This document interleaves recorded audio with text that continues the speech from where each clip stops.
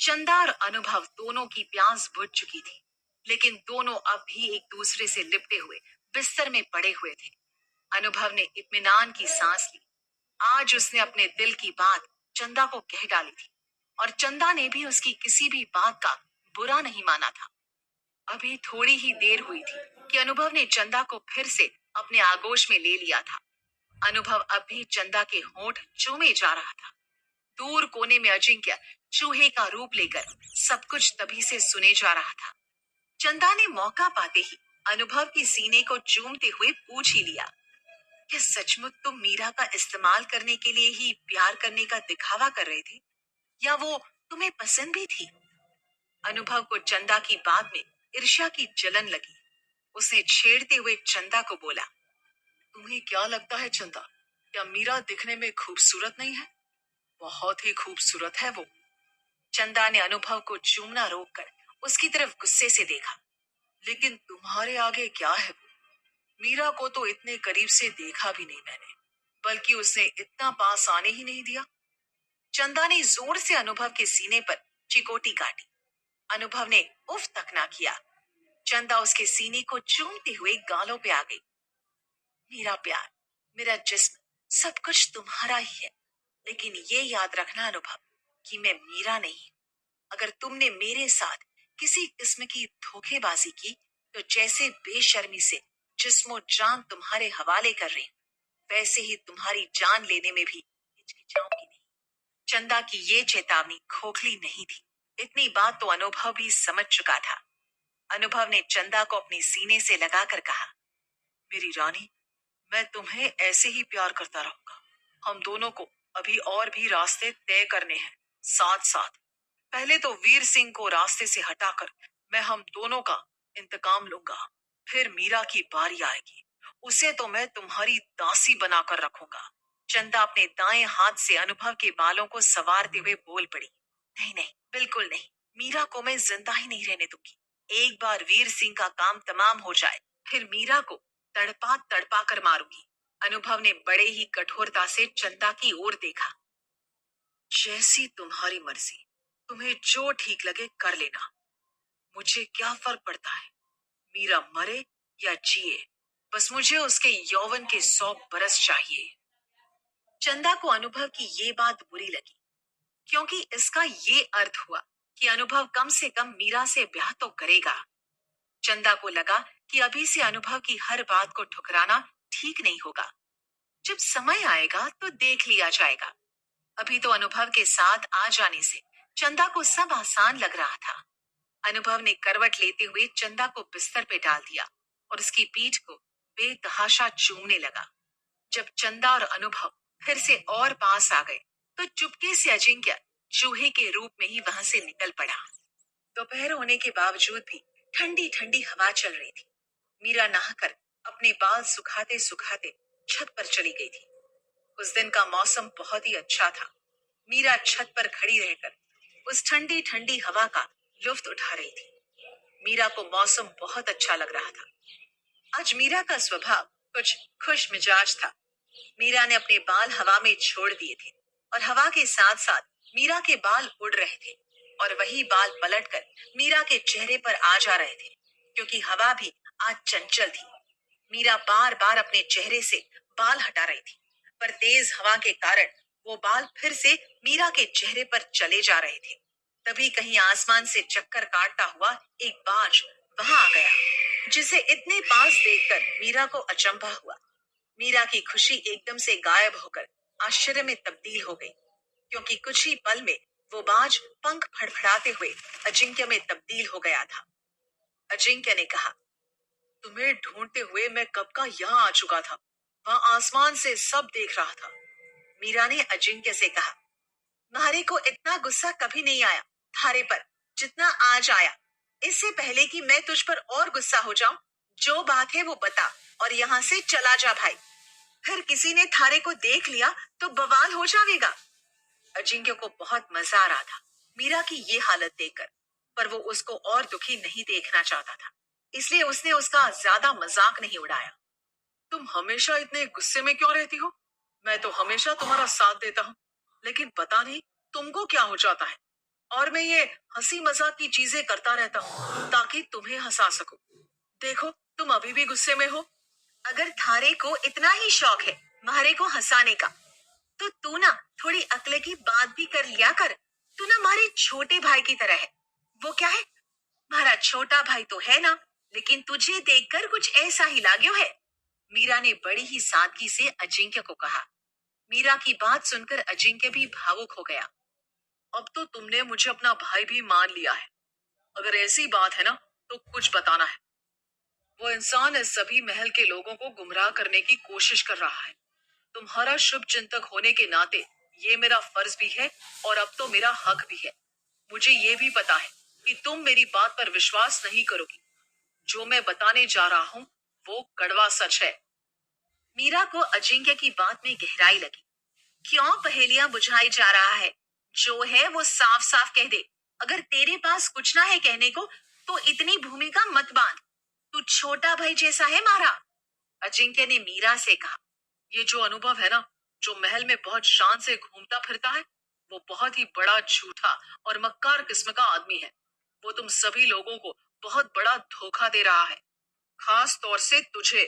ये दूसरी बार था जो अजिंक्य मीरा को अनुभव की सच्चाई बता रहा था, पर मीरा को बस लग रहा था कि अजिंक्य अनुभव के खिलाफ मीरा को भड़का रहा था। इसलिए मीरा बहुत गुस्सा हो गई और अजिंक्य को बहुत कठोर शब्दों में उसे समझा दिया। अजिंक्य, तू ना अनुभव के नाम की माला जपना बंद कर दे। थारे पास कोई सबूत ना है। जो तू देख रहा है ऐसा कुछ ना है। तू छोटा भाई है, तेरी अक्ल इतनी ना है जो तू ये समझ पाए, और ना ही इतनी जल्दी मैं तुझे इतना सब कुछ समझा सकूं। तू हमारी बात समझ रहा है ना? अजिंक्य सब कुछ समझ रहा था। वो समझ रहा था कि मीरा को अनुभव के बारे में कुछ भी कहना पत्थर पे सर मारने के बराबर था, लेकिन इसका ये मतलब नहीं था कि वो मीरा को जानबूझकर खाई में गिरते देखता। मीरा, एक ना एक दिन तुझे सच पता चल ही जाएगा। मेरी चिंता इस बात की है कि इस बीच तू किसी षड्यंत्र का शिकार ना हो जाए। जब कभी वो दिन आएगा तो तुझे आंख मूंद कर मेरी बात माननी होगी। वादा कर। मीरा ने अजिंक्य को इतना गंभीर कभी देखा नहीं था। एक अंधेरी गुफा में वत्सल बाबा ध्यान में बैठा हुआ था और कोई कठोर साधना कर रहा था। और तभी उसने भेजी हुई 3 खोपड़ी में से सुनहरी खोपड़ी हवा में उड़कर उसके सामने लौट कर आ गई थी। और वो खोपड़ी इतनी खुश लग रही थी कि वो हवा में अपनी सारी खुशी का जिक्र करते हुए ही उड़ रही थी। वत्सल बाबा बस उसको देखे जा रहा था कि आखिरकार इसे इतनी खुशी क्यों हो रही थी। इसलिए उसका ध्यान भी ध्यान से हट गया था और उसने साफ साफ खोपड़ी से पूछ लिया था, क्या बात हो गई है इतनी कि तुम इतनी खुशी से हवा में उड़ रहे हो? अगर कोई पक्की खबर है तो जल्दी से बता दो। मेरे साधना में अड़ंगा मत डालो। एक एक पल मेरे लिए जरूरी है। कापालिक साधना का समय हो गया है। सुनहरी खोपड़ी ने वत्सल बाबा से कहा, इतने सालों से मैं आपके साथ हूँ, आपके प्रति वफादार भी हूँ, पर आज मेरे पास जो खबर है वो बहुत बड़ी है और उसके बदले में आपसे इनाम चाहता हूँ, मेरे बहादुरी के काम का। वत्सल बाबा ने शांत मन से कहा, अच्छा चल, बोल, तुझे क्या चाहिए? अगर मुझे खबर अच्छी लगी तो मैं तेरी मुंह मांगी मुराद पूरी कर दूंगा। ये बात सुनकर वो सुनहरी खोपड़ी तो जैसे हवा में नाचने ही लगी थी, क्योंकि उसे पता था कि उसके पास इतनी बड़ी खबर थी जिसे सुनकर वत्सल बाबा उसे जो मुंह मांगा इनाम जैसे देने ही वाला था। इसलिए वो इतना बावरा हो गया था कि उसे समझ में नहीं आ रहा था कि आखिरकार वो शुरुआत कैसे करे और कहां से करे और कैसे वो सच वत्सल बाबा को बताए। तभी वत्सल बाबा ने उसे थोड़ा डरा धमका कर कहा, मूर्ख खोपड़ी, जरा जल्दी बता दे, वरना इतनी खुशी में तू सब भूल जाएगी और तेरा वो इनाम भी चला जाएगा और मेरे लिए जो लाई थी वो संदेश वो भी भूल जाएगी। ये बात सुनकर खोपड़ी थोड़ा शांत हो गई थी और वत्सल बाबा से उसने कहा, मैं आपके सभी खोपड़ियों में से एक हूँ और मैं चाहती हूँ आप हर रोज मुझे बाकी के 2 खोपड़ी से ज्यादा खून दो और आपकी तांत्रिक शक्तियों का इस्तेमाल करके मुझे और शक्ति दो। वत्सल बाबा उसकी सारी शर्तें मान गया था, लेकिन सुनहरी खोपड़ी और देर ना करे इसके लिए उसने अपना तांत्रिक वाला डंडा उठा लिया था। तभी सुनहरी खोपड़ी ने जल्दी से वत्सल बाबा से कहा, तंत्रा और अम्बा तिमिर लोक की यात्रा के लिए निकली हैं। मैंने खुद उनको देखा है। जब ये बात वत्सल बाबा के कानों में पड़ी तो वो बहुत गदगद हो गया और उसने खोपड़ी से कहा, तूने तो लाख पते की बात की है। इसके बदले तूने जो मांगा है उससे कहीं ज्यादा तुझे मिलेगा। आज से मेरे 3 खोपड़ियों में से सबसे बड़ी शक्तिशाली खोपड़ी तू रहेगी। सुनहरी खोपड़ी से रहा ना गया। वत्सल बाबा से पूछ ही बैठी, बाबा, वैसे तो मुझे कोई हक नहीं है कि आपकी योजना जानूं, लेकिन फिर भी एक सवाल सताए जा रहा है कि आपने ये तो बताया ही नहीं कि ये सब आप क्यों कर रहे हैं और आगे क्या करने वाले हैं। सुनहरी खोपड़ी की बात सुनकर वत्सल बाबा अपने दांत पीसते हुए बोल पड़ा, बदला लेना है मुझे, इन सब से बदला लेना है मुझे। बरसों पहले तंत्र और अंबा ने धोखा दिया था मुझे। इनकी वजह से मेरी शक्ति का सत्यानाश हो गया था। बरसों लगे मुझे फिर से सब कुछ पाने में, और जब पा लिया तो लगा क्यों ना इनको जरिया बनाकर ही अपना मकसद हासिल कर लूं। डरते डरते सुनहरी खोपड़ी बोली, कैसा धोखा, कैसा बदला, कैसा मकसद? वत्सल बाबा, आपने कभी ये बताया ही नहीं। मेरा मतलब है कभी इसकी चर्चा तक नहीं की। हम तीनों को यही लगा कि अजर अमर होने के लिए ही ये सारा षड्यंत्र हो रहा है। मेरा मतलब योजना से है। वत्सल बाबा को जैसे कुछ याद आया, उसने तुरंत ही अपना चिमटा और त्रिशूल प्रकट किया। आज के लिए बहुत हो गया, बहुत कुछ करना है, वरना देर हो जाएगी। अंबा और तंत्रा के तिमिर लोक पहुंचने से पहले ही उनका खात्मा करना होगा। बाबा ने चिमटा और त्रिशूल को आग में झोंक दिया और कुछ मंत्र पढ़ने लगा। गुफा के बाहर भयानक आवाजें मंडराने लगी। सुनहरी खोपड़ी भी कांप उठी। इधर महल में राज वैद्य आए हुए थे और वो राजा वीर सिंह के पैर की जांच कर रहे थे। वीर सिंह ने राज वैद्य से कहा, मुझे जल्दी से चलता फिरता बनाओ। मैं इस नगर का राजा वीर सिंह हूँ और मुझसे ऐसे बिस्तर पर बैठा नहीं जा रहा है। अगर वीर सिंह ही बिस्तर पर बैठ गया तो मेरी प्रजा कैसे चलेगी? मैं कैसे राज कर पाऊंगा और कैसे किसी की सुरक्षा कर पाऊंगा? राजवैद ने वीर सिंह की सारी पट्टियां खोल दी थी और वीर सिंह के पैर की अच्छे से जांच कर रहे थे। तभी राजवैद ने राजा वीर सिंह से कहा, अब आप छड़ी के सहारे यहाँ वहां चल सकते हो, पर आपको ज्यादा वजन अपने पैर पर नहीं डालना है और ना ही ज्यादा हलचल करनी है। एक साथ ज्यादा समय तक चलेंगे और उठेंगे बैठेंगे तो पैर में फिर से सूजन आ जाएगी। हर रोज थोड़ा थोड़ा चलने की कोशिश कीजिए। धीरे धीरे करके आप अच्छे से चलने लग जाएंगे। यह बात सुनकर वीर सिंह अपने आप को रोक नहीं पाया। उसे सीधा छड़ी राजवैद्य से ले ली और मीरा के कमरे की ओर चला गया। वीर सिंह मीरा के कमरे में पहुंच गया था, जहां पर मीरा पहले से ही बौखलाई हुई थी। अजिंक्य की सारी बातें सुनकर उसे समझ में नहीं आ रहा था कि आखिरकार अजिंक्य अनुभव के पीछे क्यों पड़ा था और क्यों बार बार उसके खिलाफ बोल रहा था। और मीरा को ये भी समझ में नहीं आ रहा था कि वो अजिंक्य पर विश्वास करे या ना करे। वीर सिंह मीरा के कमरे में आ गया, पर मीरा अपने ही ख्यालों में इतनी व्यस्त थी कि उसे पता भी नहीं चला कि वीर सिंह उसके कमरे में आ गया था।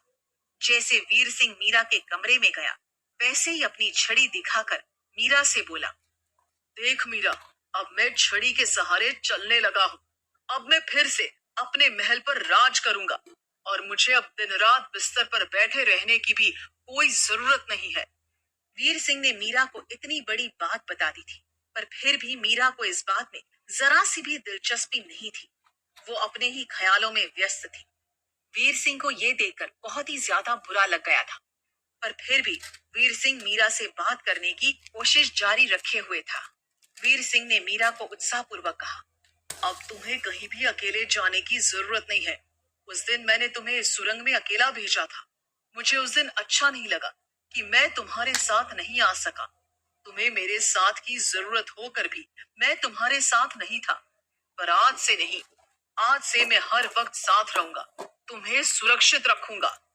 पहले ही मीरा बहुत गुस्से में थी और वीर सिंह की सारी बातें सुनकर मीरा ने वीर सिंह से कहा, तुम्हारे को किसी की जरूरत ना है और मन ने थारे को पहले से ही ये बात बताई थी। पहले अपने पैरों पर सही से खड़ा हो ले, फिर बाकी की बातें करना।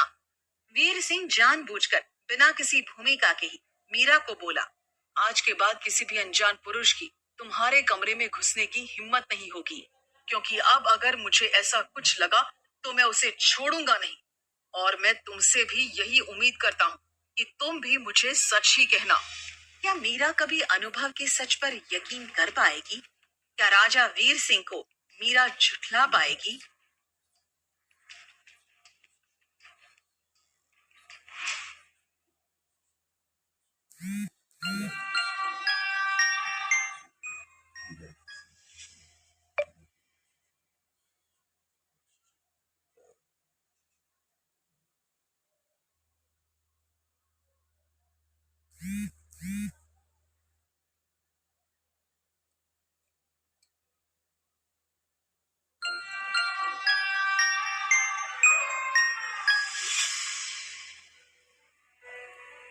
राजा वीर सिंह की ये बात सुनकर भी मीरा कुछ नहीं कह रही थी। वो बस अपने ही ख्यालों में व्यस्त थी। उसे खुद पता नहीं था कि उसे राजा वीर सिंह की बातें सुनी भी थी या नहीं। वो बस राजा वीर सिंह को देखकर सुनने का नाटक कर रही थी। वीर सिंह कल रात से ही बहुत गुस्से में था। वो बार बार मीरा को यही बताने की कोशिश कर रहा था कि अब वो अपने पैरों पे खड़ा हो गया था और अब सभी लोगों को उससे डरने की जरूरत थी। मीरा से बात करने के बाद राजा वीर सिंह महल में बहुत दिनों के बाद चक्कर लगा रहा था। तभी उसके दिमाग में आया कि वो कुछ दिनों से चंदा से मिला नहीं था, इसलिए वो चंदा के कमरे की ओर बढ़ा। आज वो चंदा से अपने मनमुटाव, गिले शिकवे मिटाना चाहता था। वीर सिंह छड़ी टेकते हुए चंदा के कमरे के बाहर पहुंचा। वो दरवाजे के अंदर जाने ही वाला था और उसके कानों में अनुभव की आवाज पड़ गई। चंदा के कमरे से अनुभव की आवाज आते देख वीर सिंह चौंक गया। वीर सिंह ने चंदा के कमरे के अंदर झांका। चंदा के साथ अनुभव एक ही बिस्तर में था। ये देखकर वीर सिंह का खून खौल गया। अनुभव ने चंदा को अपनी गोद में लिटाया था और जानवरों की तरह उसके जिस्म को रौंद रहा था। चंदा की सिसकियों से कमरा गूंज रहा था।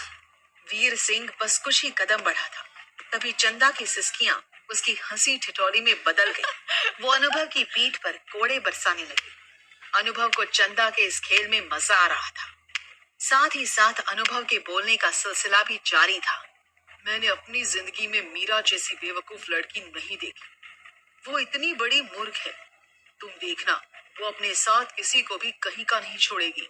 चंदा ने अनुभव से कहा, मैं बहुत खुशनसीब हूँ कि मेरी जिंदगी में तुम हो। मैं तुम्हें कभी अपनी जिंदगी से दूर नहीं करूंगी, चाहे कोई भी हमारे बीच क्यों ना आए, बल्कि मैं उसकी हत्या कर दूंगी जिसने ऐसा करने की कोशिश भी की। राजा वीर सिंह ने पहली बार चंदा का ऐसा भयानक रूप देखा था। उसके लिए वहां एक पल भी रुकना मुनासिब नहीं था, लेकिन उसके कदम वहीं जम गए थे। वीर सिंह ये सब देख सुनकर गुस्से में इतना तिलमिला गया था कि उसी गुस्से में वहां से निकला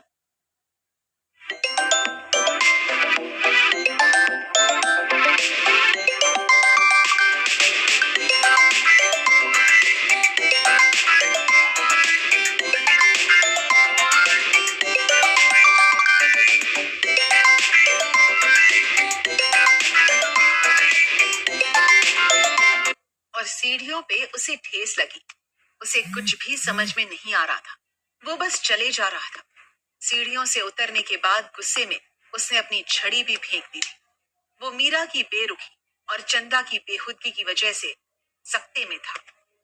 चलते चलते वीर सिंह खंडहर वाले मंदिर पहुंच गया था। वो बस चंदा और मीरा के बारे में ही सोच रहा था। उसे बिल्कुल भी ख्याल नहीं था कि वो कहां से कहां आ गया था। मंदिर के पास वीर सिंह को काले रंग की खोपड़ी दिखाई दी, जो हवा में तैर रही थी। बिना आहट किए वीर सिंह उसकी तरफ आगे बढ़ा। वीर सिंह ने मंदिर के बाहर काली खोपड़ी को उड़ते हुए देख लिया था। वो बस किसी भी तरह उस खोपड़ी तक पहुंचना चाहता था। काली खोपड़ी वीर सिंह के सामने उड़ रही थी, पर खोपड़ी इस बात से अनजान थी कि वीर सिंह मौके की ताक में था। वीर सिंह की नजर उस खोपड़ी पर इतनी गहरी थी कि वो अपनी पलकें भी नहीं झपका रहा था। वो बस एक लक्ष्य से उस खोपड़ी को देखे जा रहा था। किसी भी हालत में वीर सिंह उस काली खोपड़ी को पकड़ना चाहता था। उसे याद आ गया था कि ऐसी ही कोई खोपड़ी एक बार उसके भी कमरे में चली आई थी। और जब मीरा ने उसे पकड़ना चाहा था तो खोपड़ी चकमा देकर भाग गई थी। खोपड़ी को भी पता चल गया था कि वीर सिंह की नजर उस पर पड़ गई थी, इसलिए वो भी सतर्क हो गई थी। जैसे ही वीर सिंह खोपड़ी की तरफ आगे बढ़ा, खोपड़ी ने अपने तांत्रिक शक्ति से मंदिर के बाहर वाली धूल मिट्टी राजा वीर सिंह की आंखों में एकदम से झोंक दी थी। वीर सिंह की आंख जलने लगी और काली खोपड़ी को मजा आने लगा। वो कुछ कर नहीं पा रहा था, मानो किसी ने उसकी शक्ति छीन ली हो।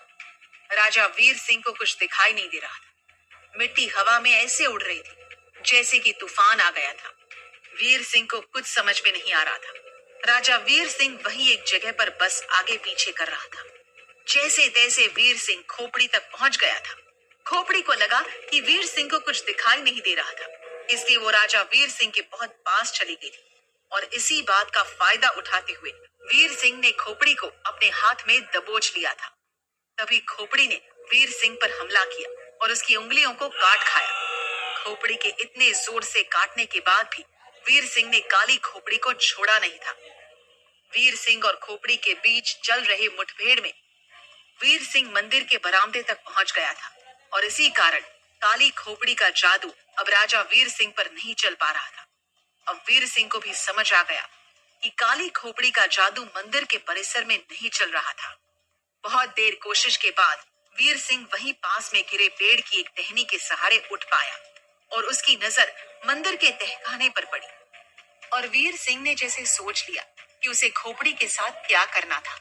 वो खोपड़ी को लेकर मंदिर के अंदर चला गया। उसने काली खोपड़ी को तहखाने के अंदर बंद कर दिया। बगीचे में मीरा अकेली गुमसुम सी बैठी थी। राजा वीर सिंह ने दूर से ही मीरा को बगीचे में बैठे हुए देख लिया था। वीर सिंह के मन में बहुत आक्रोश था, फिर भी वहां पर खड़े रहकर बस मीरा को देखे जा रहा था। उसने मन में सोचा, चाहे कोई मुझसे सच बोले या ना बोले, पर मुझे मीरा से सच बोलना है। भले ही वो इस वक्त मुझसे नाराज है, लेकिन उसके अलावा ये बातें मैं किसी और से कर भी नहीं सकता। वीर सिंह जानता था कि मीरा एक ऐसी लड़की थी जो किसी से भी डरती नहीं थी और अपनी उम्र के मुताबिक बहुत ही ज्यादा समझदार भी थी। इस वजह से उसकी इज्जत भी करता था।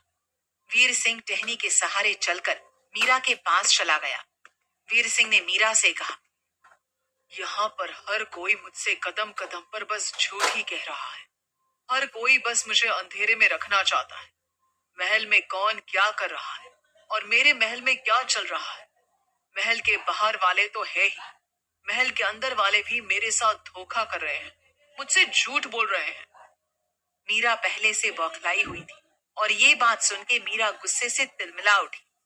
मीरा ने राजा वीर सिंह से कहा, तुम्हारे को कोई जरूरत ना है किसी से भी झूठ बोलने की। अगर थारे को किसी से कोई शिकायत है तो तू सीधा उससे जाकर बोल दे, तुम्हारा दिमाग ना खराब कर। मीरा की बात सुनकर वीर सिंह ने भी बिना कुछ सोचे समझे मीरा पे अपनी भड़ास निकाली। मुझे पता है कि उस दिन तुम्हारे साथ तुम्हारे कमरे में कोई अनजान पुरुष था जिसके साथ तुम बात कर रही थी, पर तुमने मुझे सच नहीं बताया। चंदा भी मेरे साथ धोखा कर रही है, वो भी अनुभव के साथ मिलकर, और आज ही ये राज पता चला। अनुभव तुझसे प्यार करने का नाटक कर रहा है। मीरा, उसने कभी तुझसे प्यार किया ही नहीं था। जैसे ही वीर सिंह ने अनुभव की बात की, वैसे ही मीरा के मन में वो सारी बातें आ गई जो अजिंक्य ने उसको बताई थी। मीरा फिर से उस कश्मकश में पड़ गई थी कि आखिरकार उसके साथ चल क्या रहा था, उसे किसकी बात पर विश्वास रखना था। वीर सिंह ने मीरा से कहा, अनुभव तुम्हारे साथ भी धोखेबाजी और चालबाजी कर रहा है। एक तरफ वो तुम्हें बता रहा है कि वो तुमसे प्यार करता है और वहां मेरी बहन चंदा के साथ हम बिस्तर था। मन तो यही कर रहा था कि उस कमीने का सर काट के बीच चौराहे पर लटका दो, लेकिन चंदा को कैसे समझाऊं। ये बात सुनते ही मीरा को बहुत गुस्सा आ गया और वो वीर सिंह पर बरस पड़ी। तुम्हारे को पता है कि तुझे अनुभव जरा भी नहीं भाता। इसका मतलब ये नहीं कि तू उसके बारे में कुछ भी कहे। अगर अनुभव धोखेबाज है तो मैं खुद पता लगाऊंगी। तुम्हारे को किसी और से सुनकर यकीन नहीं करना है। राजा वीर सिंह ने ठंडी आह भरते हुए मीरा को समझाने के उद्देश्य से कहा, हाँ, मुझे पता है कि हम दोनों की शादी एक समझौते से कम नहीं है, पर इसका मतलब ये नहीं कि मैं तुम्हें पाने के लिए तुमसे कुछ भी झूठ कहूंगा। मैं तुम्हें इतना ही कहना चाहता हूँ, अगर तुम्हें मुझ पर विश्वास नहीं है तो तुम्हें औरों पर भी विश्वास नहीं करना चाहिए। ये कहते हुए वीर सिंह गुस्से से महल की ओर चला जा रहा था। उसके मन में बस एक ही बात चल रही थी। मीरा को अनुभव पर इतना यकीन है और मुझ पर जरा सा भी नहीं है, और ना ही वो मुझ पर यकीन करने को तैयार है। मेरे जीवन का यही दुखद पहलू है। किसी ने कभी भी मुझे समझने की कोशिश ही नहीं की। यही बात कहीं ना कहीं राजा वीर सिंह के मन को खाई जा रही थी।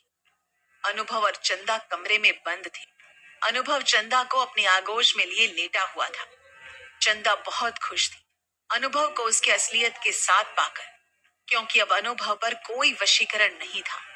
हकीकत जानकर भी चंदा अनुभव से ऐसे लिपट कर बैठी थी जैसे वो जन्मों जन्म उसको किसी भी हालत में छोड़ना नहीं चाहती थी। चंदा और अनुभव एक दूसरे में इतने खोए हुए थे कि उन्हें किसी भी बात से अभी फर्क नहीं पड़ रहा था। चंदा ने अनुभव से कहा, अब तुम सही तरह से मेरे हो गए हो। अब तुम्हें मुझसे कोई नहीं छीन सकता और ना ही मैं किसी को तुम्हें अपने आप से छीनने दूंगी। अब तुम पर बस मेरा हक है। अनुभव ने चंदा से कहा, तुम मेरी हो। मैं भी यही मानता हूँ कि तुम्हारे ऊपर मेरे अलावा किसी का कोई हक नहीं बनता। अनुभव चंदा के चेहरे को चूमते हुए चंदा से बोला, तुम्हें मैंने अपनी जिंदगी में लाने के लिए बहुत कष्ट उठाए हैं। वो और उसके लिए मैंने मीरा का इस्तेमाल किया। उसके साथ मैंने ऐसा झूठा प्यार का नाटक किया कि वो पागल लड़की सब कुछ छोड़ने के लिए तैयार हो गई। मीरा को लगा कि मैं उसकी मदद के खातिर महल में रहने का जोखिम उठा रहा, जबकि उसी ने मुझे मेरे मकसद के पास लाकर खड़ा कर दिया। और वो मकसद और कोई नहीं, तुम्हारा भाई वीर सिंह था। जिस दिन मेरी नजर तुम पर पड़ी थी और उसी दिन से मैं तुम्हें पागलों की तरह हासिल करने में लगा था। लेकिन मुझे क्या पता था कि मुझसे पहले तुम ही मुझे हासिल कर लोगी। चंदा ने इस बात पर हंसकर कहा, बहुत मुश्किल नहीं था तुम्हें मीरा से छीन लेना। वो तो तुम्हें कब का हार चुकी थी मुझसे, और चंदा कभी भी किसी से हारती नहीं। ये मुझे पहले से ही पता था। इसलिए जब तुम इस महल में आए थे उस दिन से ही तुम बस मेरे हो गए थे। अनुभव ने चंदा से कहा, अब मेरा सबसे बड़ा मकसद एक ही है, वीर सिंह। मुझे उससे बहुत बड़ा बदला लेना है। चंदा ने बहुत चौंकते हुए अनुभव से पूछा, क्यों? ऐसी क्या दुश्मनी है तुम्हारी भैया से? मेरा मतलब वीर सिंह से? इसी बात पर अनुभव ने बहुत दृढ़ता से जवाब दिया, बदला लेना है मुझे वीर सिंह से। चंदा ने पूछा, किस बात का बदला? अनुभव ने चंदा से कहा, क्योंकि जिस दिन वीर सिंह ने मीरा से जबरदस्ती ब्याह किया था उसी दिन से वो मेरी जिंदगी का सबसे बड़ा कांटा बन गया था। अगर मीरा से मेरी शादी होती तो मुझे 100 साल मिलते, वो भी यौवन क्षमता से भरपूर। मैं अकेला राज करता, वो भी 100 बरस। चंदा ने अनुभव से कहा, अब भी अकेले ही राज करना चाहते हो मेरे राजा? मीरा नहीं तो क्या हुआ, और भी रास्ते हैं अपनी उम्र बढ़ाने के। और अगर ये ना भी हुआ तो क्या, अपने जीते जी तुम्हें कोई कमी महसूस नहीं होने दूंगी। 100 दिन में 100 साल की मस्ती से जियोगे। मैं रानी बनकर तुम्हारा साथ दूंगी। अनुभव ने अपनी बात को आगे बढ़ाते हुए चंदा से कहा, और मेरा दूसरा मकसद बत्सल बाबा, वो भी मेरे रास्ते का एक कांटा है और उसे भी मुझे आगे जाकर धूल चटानी है। ये बात सुनकर चंदा बहुत बुरी तरह से चौंक गई थी, पर चंदा के मन में भी बहुत सारे मकसद थे जो वो अनुभव के साथ बांटना चाहती थी, क्योंकि उन दोनों के दुश्मन कहीं ना कहीं से एक ही थे। अनुभव चंदा को अपनी बाहों में लिए था। चंदा एकदम से मुड़ गई थी और अनुभव की तरफ देखते हुए कहा, हम दोनों बस एक दूसरे के लिए बने हैं। हम दोनों का दुश्मन भी एक है, राजा वीर सिंह। और हम दोनों एक दूसरे के बिना अब रह नहीं सकते। तो हम दोनों के लिए भी बेहतर यही है कि हम सदा के लिए एक हो जाएं। चंदा को अनुभव के रूप में ऐसा साथी मिला था जो उसके मकसद में उसका साथ दे सकता था। उसको ऐसा प्रेमी मिला था जो उसके लिए जान की बाजी भी दे सकता था। खंडहर वाले मंदिर की पहली मंजिल पर माँ काली का मंदिर था। उस माँ काली मंदिर में माँ की मूर्ति इतनी भव्य थी कि एक सामान्य कद के मनुष्य के 4 गुना बड़ी माँ काली की मूर्ति थी। देखने में जो माँ काली का स्वरूप था वो इतना भयानक था कि देखते ही लग रहा था कि वो मूर्ति नहीं, खुद माँ काली वहां पर खड़ी थी। काले पत्थर से तराशा गया माँ काली का रूप चमक रहा था। उनकी आंखों में काल का रौद्र रूप देखकर कोई भी साधारण मनुष्य भयभीत हो सकता था। माँ काली ने जो अपने हाथ में तलवार थामी थी, उसे देखकर मन में एक विश्वास जग रहा था कि हर बुराई को खत्म करने के लिए इस दुनिया में कोई न कोई चमत्कार जरूर था। माँ काली की जो लाल जबान बाहर आ रही थी, वो लाल जबान हमें बता रही थी कि झूठ का सर्वनाश होना ही था। एक पुरुष माँ काली के मूर्ति के सामने खड़ा था और अपनी हथेली को खंजर से काटे जा रहा था। उसकी हथेली से खून की धार बह चली थी। वो अपने खून से महाकाली का अभिषेक कर रहा था। अभिषेक करते करते वो प्रतिज्ञा कर रहा था, अपने पिता काल बंधु को तिलिस्मी कारागार से मुक्त करा के रहूंगा। वत्सल बाबा समेत जो भी गुनहगार हैं, उनको इतनी भयानक मौत दूंगा कि उनकी रूह और देखने वाले की रूह भी कांप उठेगी। जिन्होंने भी मेरे पूज्य पिता को इस दुर्गति तक पहुंचाया और जिन्होंने भी मेरे पिताजी के खिलाफ षड्यंत्र रचा, उनको किसी भी कीमत पर नहीं छोड़ूंगा। सबका शीश काटकर यही आपके चरणों में चढ़ाऊंगा माँ। यह पुरुष और कोई नहीं, इच्छाधारी अजिंक्य था। आखिर क्या थी अजिंक्य की सच्चाई? क्या वो बाबा वत्सल की शक्ति का सामना कर पाएगा? क्या मीरा अपनी उलझन से बाहर निकलकर अपने लक्ष्य को साध पाएगी?